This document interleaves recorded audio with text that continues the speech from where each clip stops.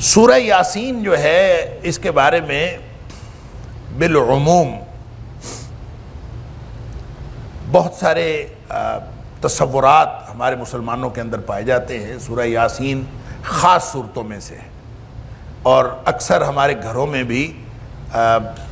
خواتین نے بھی اور مردوں نے بھی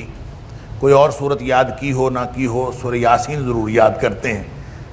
چھوٹی صورتوں کے بعد اگر بڑی صورت کو یاد کرنی ہوتی ہے سورہ یاسین یاد کرتے ہیں۔ اس کی وجہ یہ ہے کہ سورہ یاسین کے بارے میں مختلف قسم کے تصورات پائے جاتے ہیں، اور وہ جو تصورات پائے جاتے ہیں، مثال کے طور پر یہ تصور بھی پایا جاتا ہے کہ اگر اس کو مردوں کے پاس پڑھیں تو مردے کو اس کا جو ہے وہ فائدہ پہنچتا ہے، یا خاص طور پر جس کی جان نکل نہ رہی ہو اس کے پاس پڑھیں تو اس کی جان جلدی نکل جاتی ہے،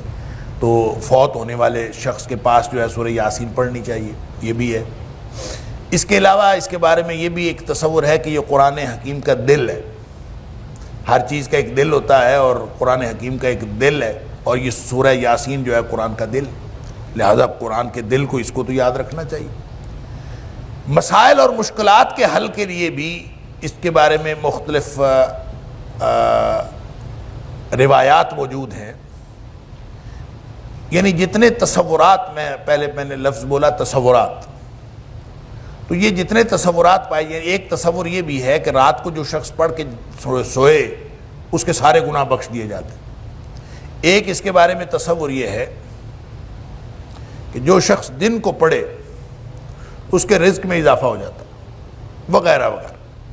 یہ جو سارے تصورات ہیں، کم و بیش یہ سارے تصورات کسی نہ کسی روایت پر مبنی ہیں، یعنی ایسا نہیں ہے کہ بالکل روایات اس میں نہیں ہیں، یہ من گھڑت کوئی چیزیں لوگوں نے خود سے بنا لی ہیں، ایسا نہیں ہے۔ البتہ یہ ہے وہ جو روایات موجود ہیں، احادیث کی کتابوں میں موجود ہیں، ترمذی کے اندر مثلا ایک روایت موجود ہے، اسی طرح صحیح ابن حبان کے اندر موجود ہے، مسند ابی یعلا کے اندر موجود ہے، مسند احمد کے اندر روایت موجود ہے، حدیث کی کتابوں میں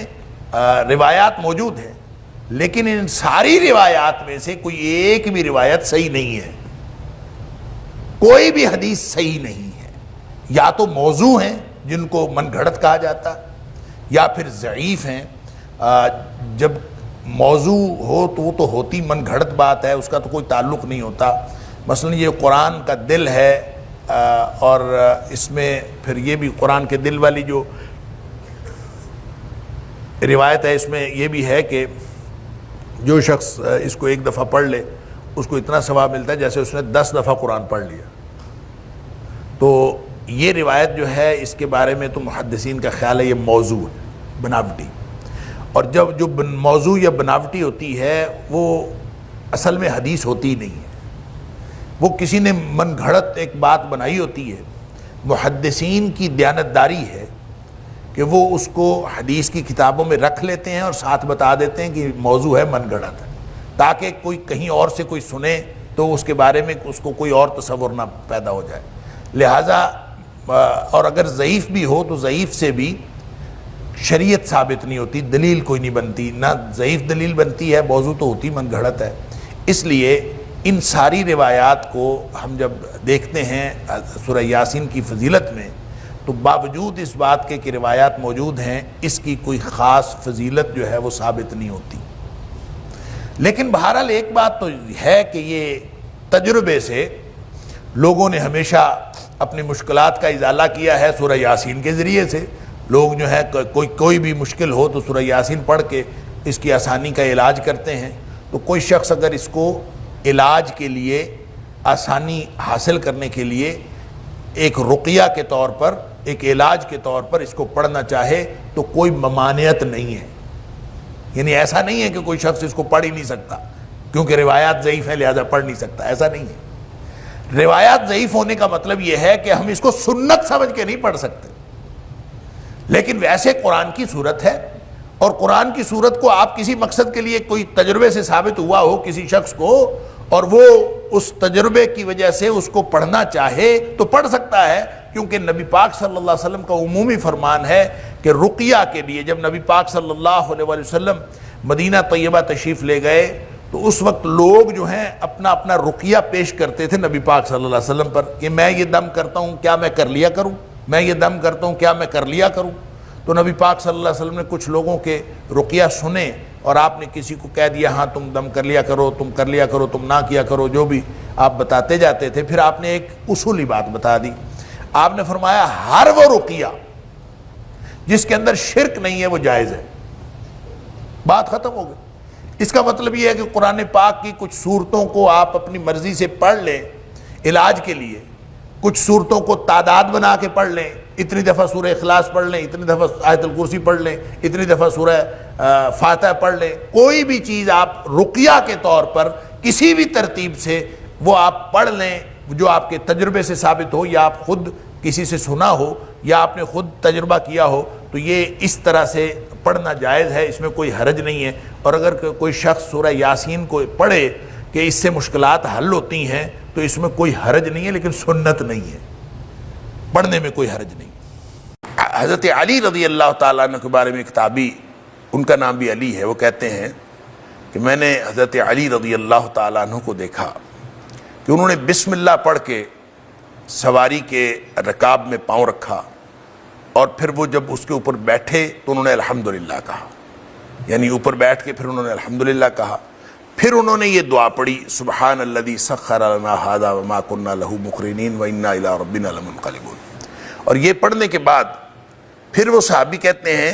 تابعی کہتے ہیں کہ حضرت علی رضی اللہ تعالیٰ عنہ نے اس کے بعد 3 دفعہ پھر الحمدللہ پڑھا اور 3 دفعہ اللہ اکبر پڑھا، اور یہ پڑھنے کے بعد پھر ایک دعا پڑھی سبحانک انی قد ظلمت نفسی فاغفر لی انہ لا یغفر الذنوب الا انت، یہ دعا پڑھی، اور اس کے بعد حضرت علی رضی اللہ تعالیٰ عنہ مسکرا دیے، تھوڑا سا ہنس دیے۔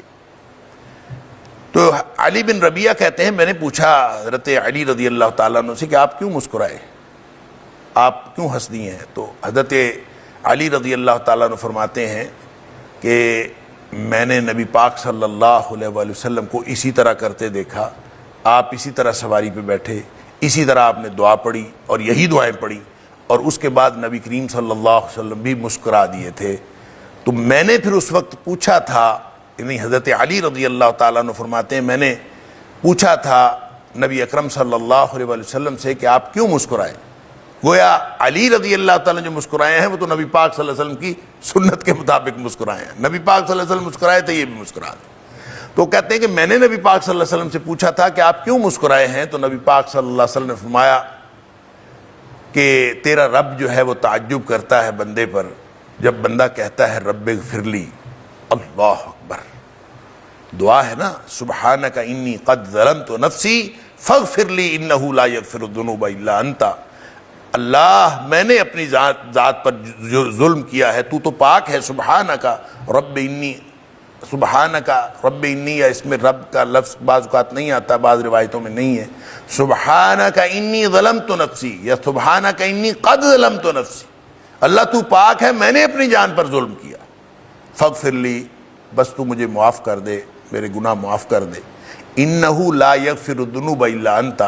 بے شک تیرے علاوہ کوئی گناہوں کو معاف کرنے والا نہیں ہے۔ تو حضرت علی رضی اللہ تعالیٰ فرماتے ہیں کہ نبی کریم صلی اللہ علیہ وسلم نے فرمایا اللہ اس بات پر، یعنی تیرا رب اس بات پر تعجب کرتا ہے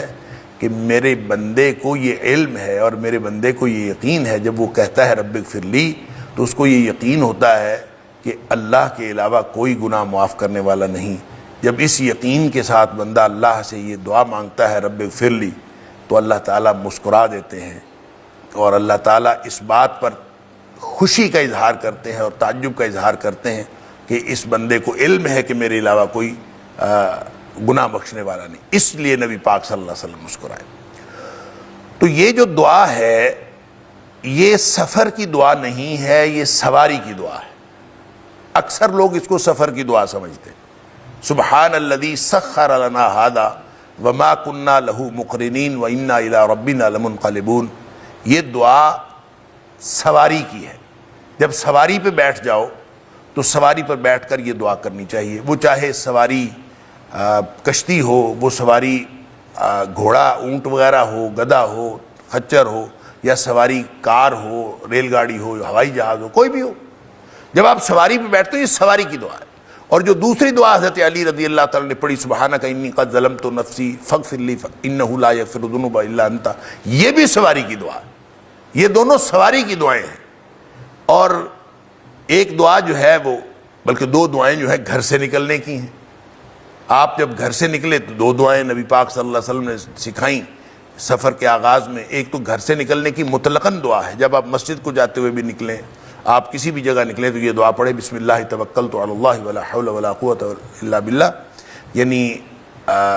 یہ دعا جو ہے تو گھر سے نکلنے کی مطلقاً۔ تو دوسری ایک دعا ہے جو سفر کے آغاز میں نبی کریم صلی اللہ علیہ وسلم پڑھتے تھے، اللہم انی اعوذ بک ان اضل او اضل او ازل او ازل او اظلم او اظلم او اجہل او یجہل علی۔ اب یہ بھی گھر سے نکلنے کی گویا دعا ہے۔ تو یہ دو دعائیں ہو گئی گھر سے نکلنے کی، اور یہ دو دعائیں، ایک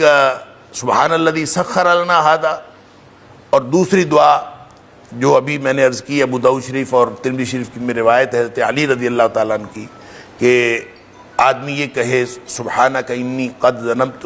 ظلمت نفسی فاغفر لی انہ لا یغفر الذنوب الا انت۔ یہ دو دعائیں ہو گئیں، یہ سواری کی دعائیں۔ سفر کی دعا ان میں کوئی نہیں۔ اکثر جو ہے آپ کسی سے پوچھتے ہیں سفر کی دعا سنائیں، وہ جلدی سے سنا دیتا ہے سبحان الذی سخر لنا ھذا۔ یہ سفر کی دعا نہیں ہے، یہ سواری کی دعا ہے جو آپ نے سواری پہ بیٹھ کے پڑھنی۔ اور بسم اللہ توکلت علی اللہ اور اللہم انی اعوذ بک ان اضل او اضل، یہ دونوں دعائیں جو ہے گھر سے نکلنے کی ہیں۔ تو پھر سفر کی دعا کون سی؟ اللہ اکبر۔ تو وہ مسلم شریف کی حدیث ہے، حضرت عبداللہ بن عمر رضی اللہ تعالیٰ عنہ اس کے راوی ہیں اس حدیث کے، اور وہ کہتے ہیں کہ نبی اکرم صلی اللہ علیہ وآلہ وسلم سواری پر تشریف فرما ہوئے، اور نبی کریم صلی اللہ علیہ وسلم نے 3 دفعہ الحمدللہ پڑھا، 3 دفعہ اللہ اکبر پڑھا، اور پھر آپ نے یہ دعا پڑھی سبحان الذی سخر لنا ھذا وما كنا له مقرنین وانا الی ربنا لمنقلبون۔ اور اس کے ساتھ ہی پھر نبی پاک صلی اللہ علیہ وسلم نے فرمایا اللہم انا نسألک فی سفرنا ھذا البر والتقوى ومن العمل ما ترضى اللهم هون علينا سفرنا هذا واطع عنا بعده اللهم انت الصاحب في السفر والخليفة في الاهل اللهم انا نعوذ بك من وعثاء السفر وكآبة المنظر وسوء المنقلب في المال والاهل۔ یہ ہے سفر کی دعائیں۔